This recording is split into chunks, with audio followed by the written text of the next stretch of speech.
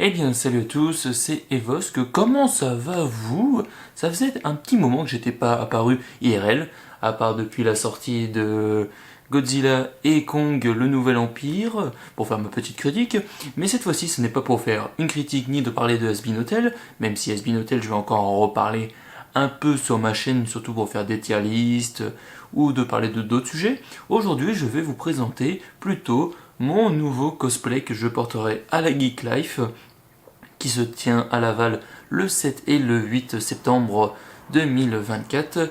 Du coup, attention, ce cosplay que je vais vous présenter est une alpha et une bêta, c'est-à-dire que le costume peut être amélioré, que c'est pas sa forme finale, que j'ai fait ça d'une manière différente qui est présentée normalement le personnage, et que à tout moment je peux changer des petits trucs et que ça peut être toujours que meilleur. Et je vais vous présenter tout simplement le personnage qui est pour moi l'un des meilleurs Spider-Man et surtout l'un des plus intéressants pour moi, c'est le Spider-Man noir qui est en plus présenté par l'un des Français. Alors, ce personnage a été créé aux alentours entre 2005 et 2010 par David Hinn, Fabrice Sapolsky et Carmine Di Candomino, donc un anglais, un français et un italien, si je ne me trompe pas. Et oui, c'est ça, un dessinateur italien, un scénariste français et un auteur britannique. Et ce personnage reflète parfaitement ce qui aurait pu se passer si Spider-Man aurait grandi dans les années 30 sous une occupation de New York avec la mafia et les criminels dirigés par Norman Osborn. Alors que nous suivions notre Peter Parker comme d'habitude, celui-ci se retrouve seul avec sa tante May dans une situation très délicate et il se fait repérer par un journaliste qui va décider de l'embaucher et le former au métier, dans cette grande ville qui est New York. Comme patron, bien sûr, le cher Jamison. Et alors qu'il enquêtait tout seul, Peter Parker va tomber sur une cargaison d'araignées qui était reçu par des malfrats et va se faire piquer par une de ces araignées qui va donner le pouvoir de Spider-Man. Après ça, bien sûr, son mentor se fera tuer et il réclamera vengeance. Et alors qu'au départ, Peter Parker utilisait bien des armes à feu et était très violent pour se défendre du crime, c'est finalement sa tante May qui lui rappellera, surtout quand il est en Spider-Man, que Spider-Man doit devenir un symbole de justice et non pas un symbole de meurtrier, alors que la ville est déjà au proie avec les criminels. Et c'est une représentation assez très symbolique, je trouve, parce que le Spider-Man noir, du coup, évolue dans une société qui est brisée, parce que dans les années 30 de ce New York-là, tout est dirigé par les criminels, les gens ont faim, n'ont pas d'argent, n'ont pas de travail. C'est vraiment le pire des New York qu'on peut connaître. Et c'est surtout que dans différents jeux vidéo ou dans d'autres univers, le New York de cette époque-là est dirigé aussi par soit le Crâne Rouge ou soit est dirigé par les méchants allemands de 39-45. Donc de ce fait, ce Spider-Man-là est un peu plus différent car celui-ci est beaucoup porté sur le côté plus sombre qui est l'univers Marvel et surtout qui est l'univers américain dans ces années-là. Sachant que du coup, ce personnage-là n'a été représenté que très peu de fois, c'est l'une de ses seules apparitions en comics. Après, il est ressorti aussi dans les comics dans Multiverse Spider-Man, et c'est surtout aussi, il est réapparu récemment dans certains jeux vidéo, notamment Marvel Spider-Man qui a été fait par Insomniac Games, mais surtout, il est apparu que très peu de fois au cinéma, parce que ce personnage a été créé entre 2005 et 2010, donc il n'est pas apparu du tout au cinéma, à part dans le dessin animé qui est Spider-Man's Into the Spider-Verse et Across the Spider-Verse avec la VO de Nicolas Cage qui est un grand acteur américain que je n'ai pas besoin de présenter et surtout le fait le plus intéressant c'est qu'une série produite par Amazon devrait sortir d'ici l'année prochaine et Nicolas Cage va reprendre son rôle de Spider-Man mais pas pour faire cette voix cette fois-ci mais pour faire bien le personnage des comics et pour moi c'est une excellente nouvelle et surtout une excellente nouvelle pour tous les fans de Spider-Man et de Marvel étant donné que ce personnage est vraiment très peu traité, il n'a paru qu'une seule fois dans les dessins animés, quelques fois dans les jeux vidéo, et encore c'est pas 2-3 fois, et seulement 1 à 2 fois dans les cinémas, et ce serait vraiment incroyable de l'avoir en vrai. Donc du coup, ce personnage-là nécessite aussi beaucoup de travail pour moi, parce que comparé aux autres Spider-Man qui possèdent juste un masque et un costume assez vraisemblable, ce Spider-Man-là a eu des petits inconvénients au niveau des costumes. Déjà, il faut savoir que Peter Parker est aussi journaliste et aussi détective privé dans cet univers. De ce fait-là, il a aussi des symbolements et des rapprochements au niveau du costume qui sont un peu plus différents à cette époque. Et si de base le personnage devait ressembler à ça, ce qui est plutôt une représentation de Scarlet Spider, un peu plus vieille, finalement le personnage a été opté pour ce style-là, qui est clairement l'apparence d'un détective et d'un homme gentleman qu'on peut se faire des années 30, surtout cette variante-là que j'adore avec le manteau et le chapeau, et vraiment, c'est vraiment la version la plus complète qu'on peut avoir du personnage en termes de design. Malgré le fait est que sur le devant, on est la version sans le chapeau et ni à l'arrière, parce que dans tout, pour l'instant, le premier tome, qui est les illusions perdues, il ne porte pas son chapeau, mais juste la tenue. D'ailleurs, la tenue, en parlons-en, la tenue est en fait tout simplement la tenue militaire de son oncle Ben, car celui-ci était aviateur dans la guerre, et il a tout simplement repris le costume de son oncle pour pouvoir se déguiser et passer comme Spider-Man. Donc on a bien les lunettes et le masque qui est d'aviateur, et ainsi qu'après son manteau qui est là du coup un manteau type plus un coupe-vent comme on appelle, c'est nous ça pendant un coupe-vent qu'on peut avoir beaucoup maintenant dans les séries, qui a été très aussi repris dans Peaky Blinders et tout, et qui est vraiment un manteau symbolique de ces années-là. Et après, tout le reste de son costume est un peu plus tactique, un peu plus militaire, pour le fait est que aussi c'est un peu plus urbain et fait pour les manœuvres que Peter exerce. Donc, je vais vous présenter tout simplement les vêtements que moi j'ai décidé de faire pour faire mon cosplay, et c'est parti. Donc voilà, j'ai mis tous les vêtements sur le côté, comme ça je vais pouvoir bien vous présenter en détail tout ce que j'ai fait. Donc en premier, je prends le bas qui est donc un cargo noir que j'ai trouvé sur Vinted pour moins de 5€. Donc c'est tout simplement un vêtement qui fait à peu près militaire, j'ai demandé plusieurs conseils à un ami. Donc c'est tout simplement que du noir que je vais porter, parce que étant donné que le personnage vit dans un comics où c'est très noir, New York à cette époque-là, c'est naturel qu'il n'y ait pas trop de couleurs, et surtout aussi ça reflète bien aussi le personnage qui est présent dans Into the Spider-Verse.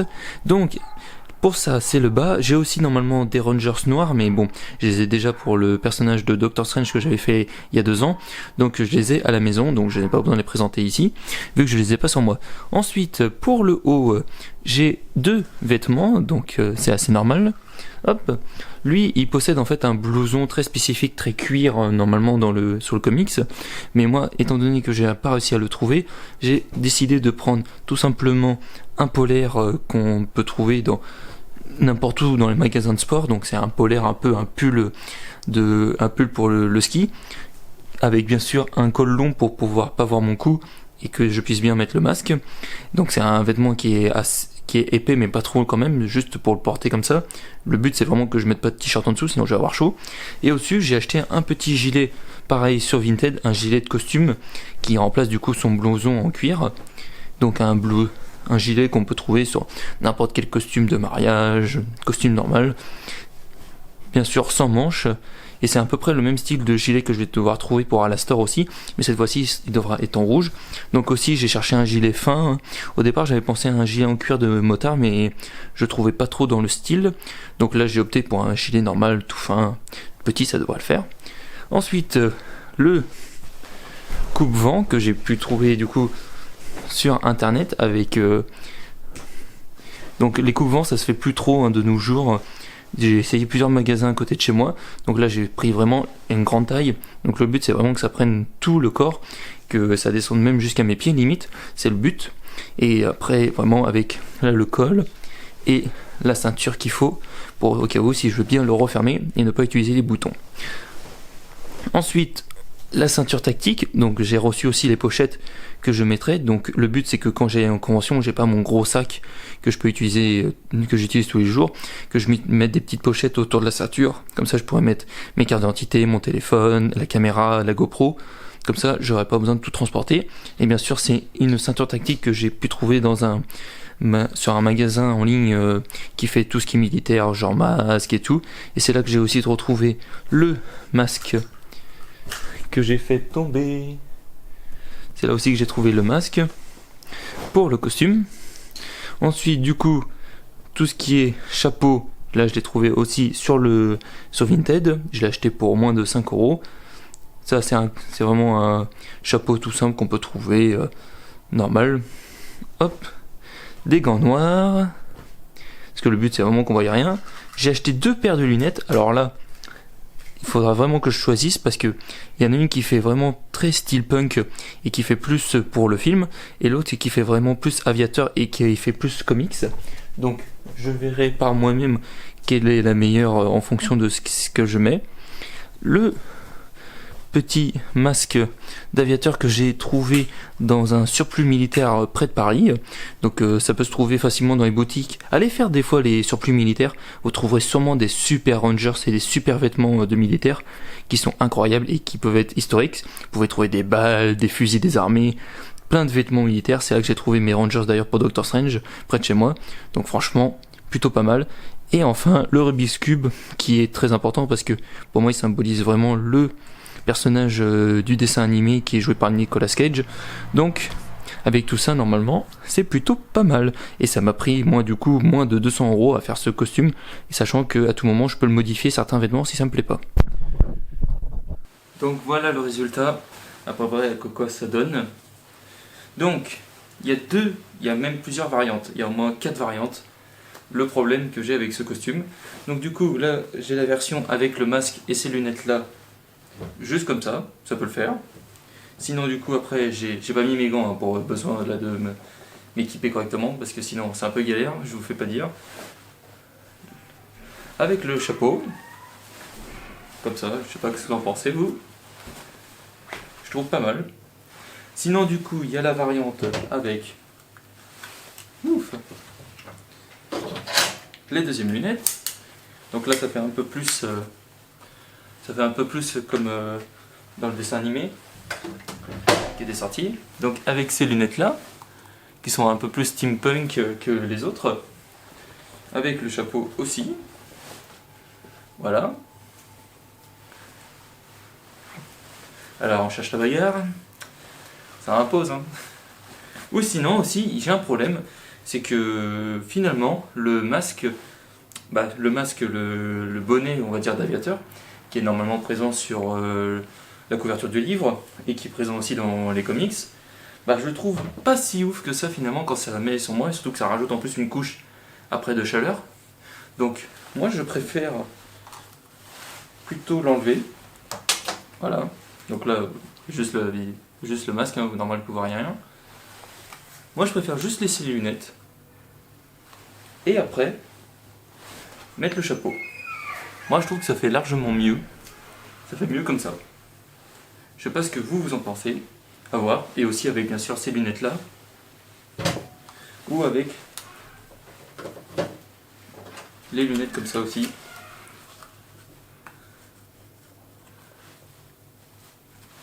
Hop. Avec ces lunettes là aussi. Hop.